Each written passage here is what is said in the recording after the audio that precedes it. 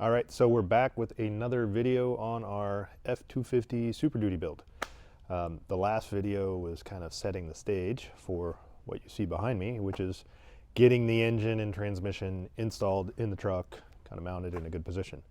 A lot of little changes, you know, we move these things around, we keep playing with them while they're on the hoist, but we've locked this one down in a spot we're really happy with. And this is basically going to be our standard solution now for the what they call the low boy frame, is just 78, 79 F250 style frame. I'll grab the camera so you can kind of see some of the details. But essentially, I guess it worked out pretty well. We measure for a reference point from this fuel rail to the pinch weld into the firewall here, and it's almost in the same position as the Broncos. It's a little bit further forward, almost an inch further forward, and height-wise, it's within a quarter inch or so, so it's almost exactly the same. But kind of got the motor in a very similar position to the Broncos, even though the Bronco mounts don't work, but we're kind of doing the same thing. It's sitting on mounts, they're tacked together for now, they're just sort of for mock-up, and we'll go back and build nice ones in a later phase when we get the motor back out of it. But I'll grab the camera, show you some of the details. You can see the fender's gone, we took that out to get it out of the way, but we've got the core support, we've got the radiator on, mocked up, so we can kind of see radiator positioning. So I'll grab the camera, show you some of all this stuff in detail. Okay, so coming into the engine bay, you can see the engine has about, I think it's around 4-degree tilt to it. And as I mentioned in the intro to this, we moved it forward a little bit relative to our position that we use in the Broncos. But it's not bad.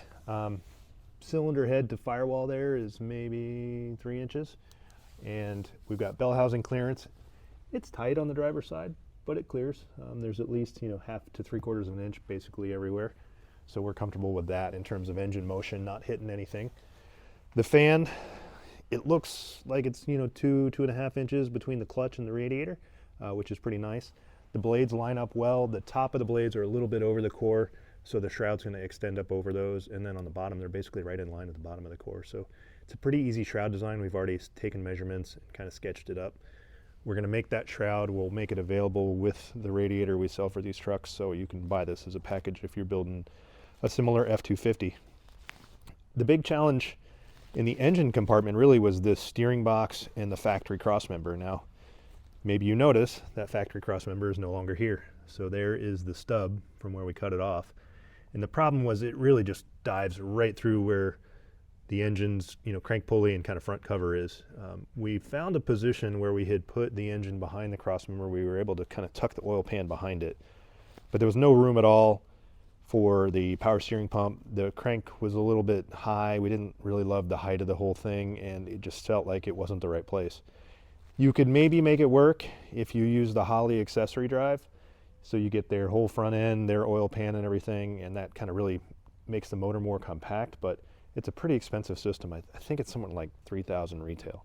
So we didn't want to say that you got to use that every time you're going to build a F250. So our idea was, let's cut the crossmember out. Now that crossmember provides some important structure, so we're going to have to come up with a replacement solution. And in the front here, we've got this crossbar that's just tacked in, but we've got these two kind of large bolts where the shackle mounts. So I'm thinking we're going to pick those up. We're going to go rearward.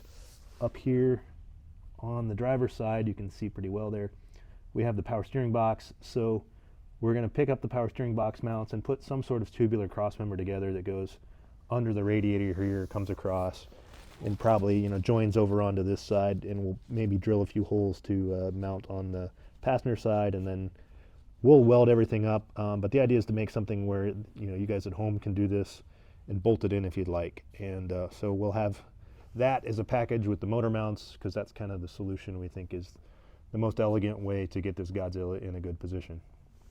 Looking at this thing, you can see oil pan clearance to the diff is not great. We always have to take those oil coolers off, they get in the way.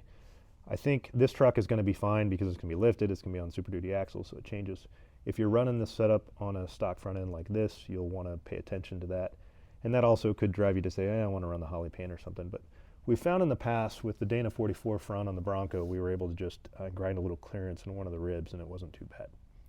So that was most of the hard rocks. The passenger side, like everything, is going to be tight because the motor's offset this direction, and you can see this mark is where we're going to take a little notch out of the frame. It's not too bad, similar to the thing we do on the Broncos, just to make a little clearance for that collector flange at the back of the manifold there. So overall, pretty happy. The fitment wasn't that bad, to be honest. I thought the trans was going to be really tough, and I'm going to jump in the truck and show it to you, but generally it fits in the tunnel rather well. So let's go inside, we'll take a look at that, and we'll talk about, you know, trans and T-case and the floor and how all that plays together.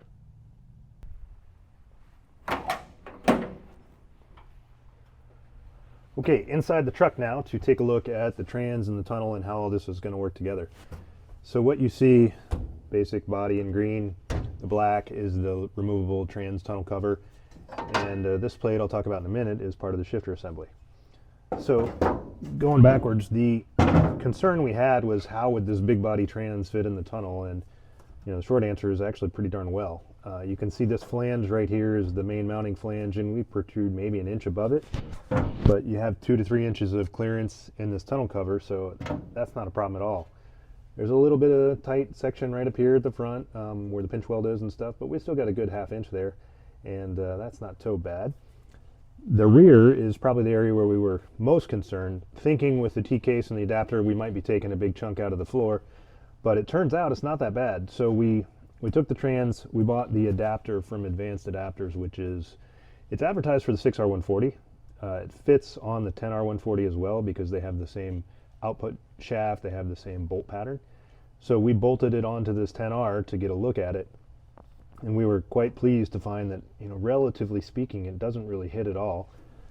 There's a rib right here, which is actually kind of extra large because they put the part number in the casting. We think we can just shave that rib down and we're good. This floor has a little bit of crown from the factory in it, so that's helping us out. And the adapter sort of dives away and basically clears the floor back there. The whole thing's about 4 inches thick, so it's only going to about right here.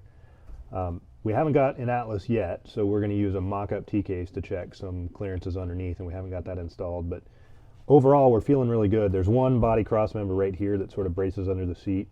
We may have to push that a little bit because it's sort of a C-channel type thing, but other than that, really no sheet metal mods to get this 10R140 and Atlas combo in the truck.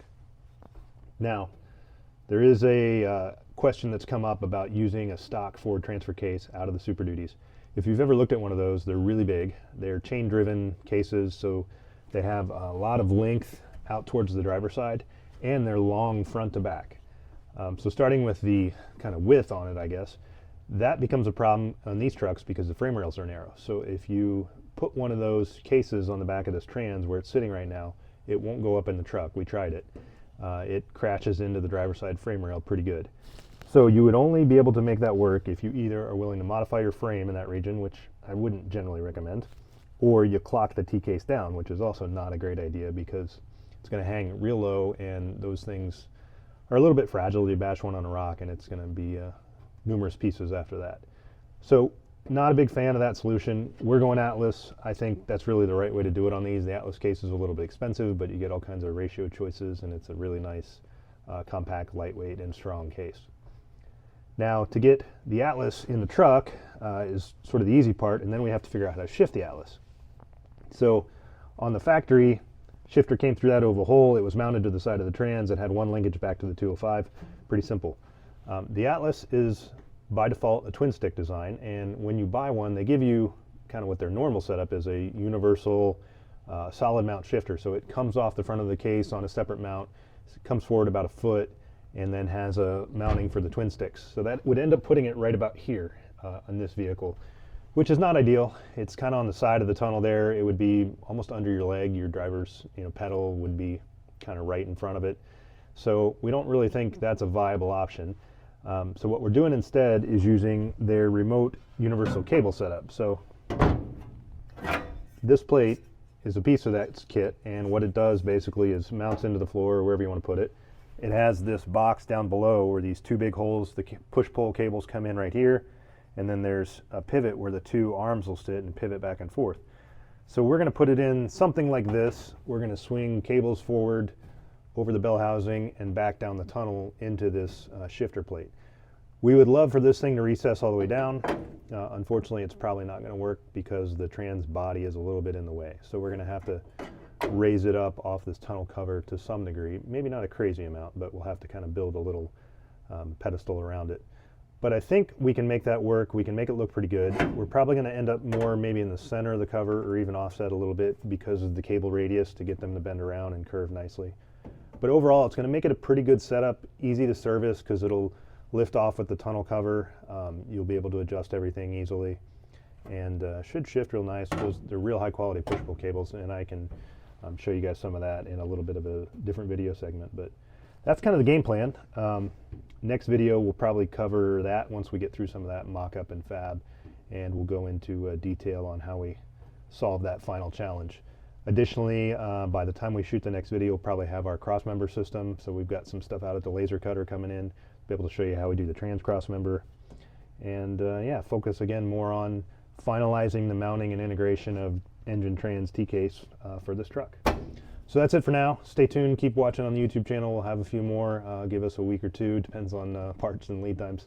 And we'll pop out another video showing you the next steps on this 79 F250 SuperDuty build.